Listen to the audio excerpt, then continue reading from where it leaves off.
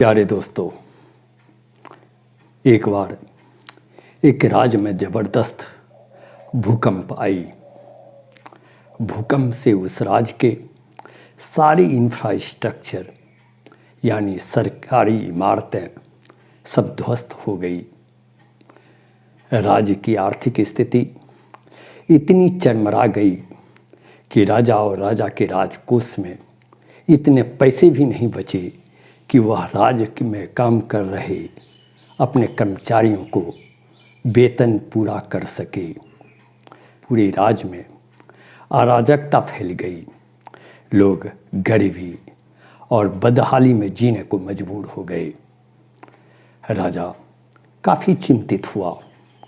उसने मंत्रियों की सलाह पर अपने राज्य में ढिंढोरा पिटवा दिया कि कोई भी व्यक्ति राज्य का अगर राजकोष में अपने सामर्थ्य के मुताबिक जो भी दान देना चाहता है, कृपया राज दरबार में आवें और दान दें।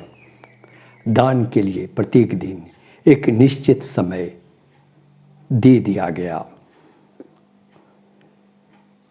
राज्य की बदहाली को देखते हुए बहुत सारे व्यक्ति दान देने के लिए उत्सुक हुए और नियत समय पर दान देने के लिए आने लगे। व्यक्ति नियत समय पर जमा होते और अपने सामर्थ्य के मुताबिक राज दरबार में उपस्थित होकर मंत्री और राजा के समक्ष जो भी बन पाता दान देते, जिसे मंत्री अपने राजकोष के लिए संग्रह करते जाते।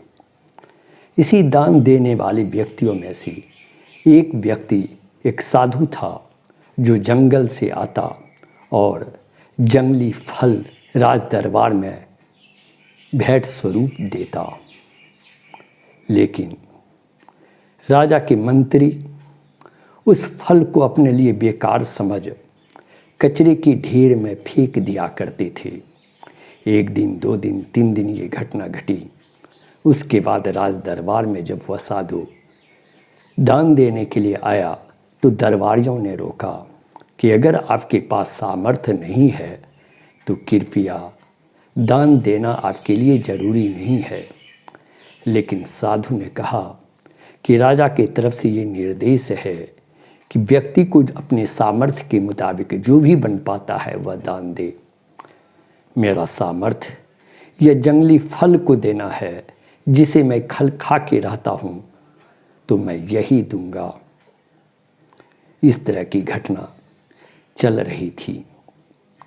एक दिन वह साधु दान स्वरूप जब वह फल दिया, राजा के मंत्रियों को बार बार मना करने के कारण के बावजूद भी वह साधु द्वारा दान देने के कारण गुस्सा आ गया।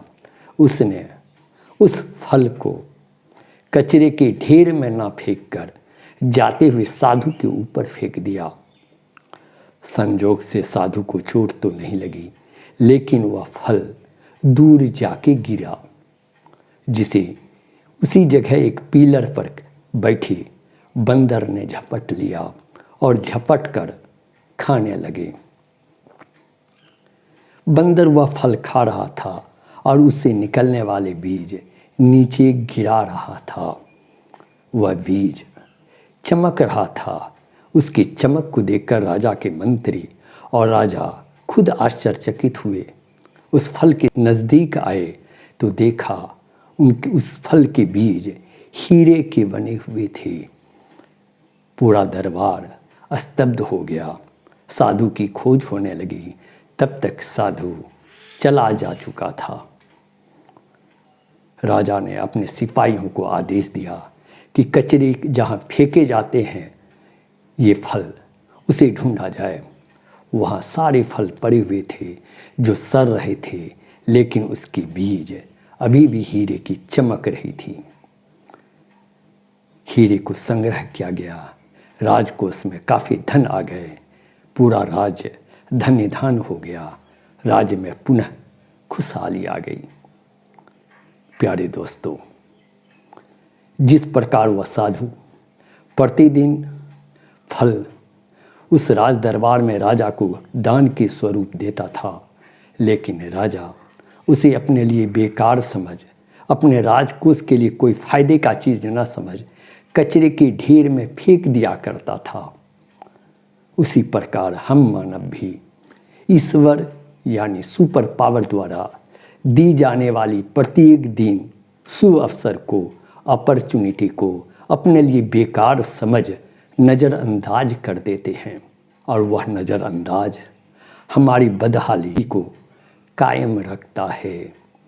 अतः प्यारे दोस्तों, अगर तुम छात्र एवं छात्राओं हो, तुम अगर नौकरी पेशा करने वाले साथी हो, तो ईश्वर द्वारा दी जाने वाली अपॉर्चुनिटी को यूं ही नज़रअंदाज नहीं करो। उस शुभ अवसर का लाभ उठाओ, उस पर कुछ काम करो। हो सकता है कि वह अवसर तुम्हारे भविष्य को बदल दे, तुम्हारे जीवन शैली को बदल दे, तुम्हारे जीवन में खुशहाली लाए। धन्यवाद।